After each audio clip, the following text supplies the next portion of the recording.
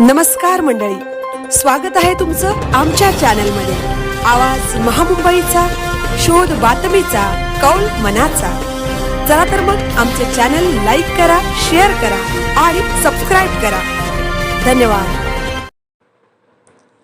भीषण वाहतूक कोंडीमुळे खोपटा पुलाला सोसत नाही अवजड वाहनांचा भार, प्रशासनाने लक्ष देण्याची गरज। मनोहर म्हात्रे। खोपटा रस्त्याच्या सुरू असलेल्या काँक्रिटीकरणाच्या कामामुळे रात्री अपरात्री भीषण वाहतूक कोंडीची समस्या निर्माण होत आहे। एकंदरीतच प्रशासनाच्या नियोजनशून्य कारभारामुळे त्याचा त्रास हा नाहक चाकरमानी सर्वसामान्य प्रवासी, नागरिक, विद्यार्थी तसेच रुग्ण यांना सहन करावा लागत आहे।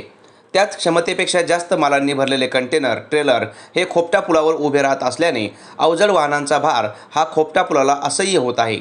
तरी संबंधित प्रशासनाने वाहतूक कोंडी सोडवण्यासाठी पुढाकार घ्यावा अशी मागणी कोपरोली गाव कमिटीचे अध्यक्ष मनोहर शिमग्या म्हात्रे यांनी केली आहे। खोपटा पूल ते कोपरोली या रस्त्यावरून उरण शहराकडे JNPA, द्रोणागिरी तसेच औद्योगिक वसाहतीकडे जाणाऱ्या वाहनांची मोठ्या प्रमाणात वर्दळ असते।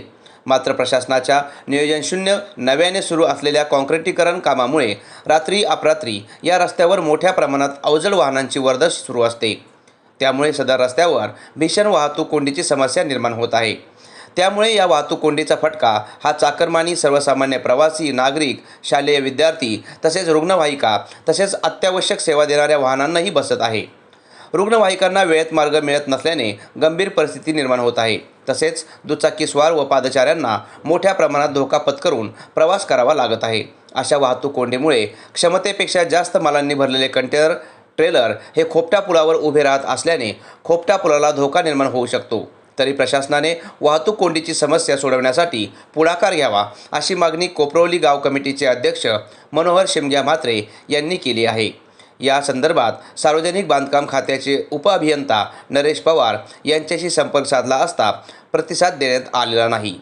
आमचे कर्मचारी सातत्याने त्या मार्गावर वाहतूक सुरळीत करण्यासाठी सक्रिय आहेत। मात्र एकच पूल असल्याने आणि एकच रस्त्यातून वाहन चालत असल्याने वाहने ही स्लो असतात आणि त्यातच एक वाहन बंद पडले होते, त्यामुळे ही वाहतूक कोंडी निर्माण झाली, असे उरण वाहतूक वरिष्ठ पोलीस निरीक्षक अतुल दहिफळे यांनी सांगितले। आवाज महामुंबईचा चॅनलसाठी अनंत नारंगीकर, उरण।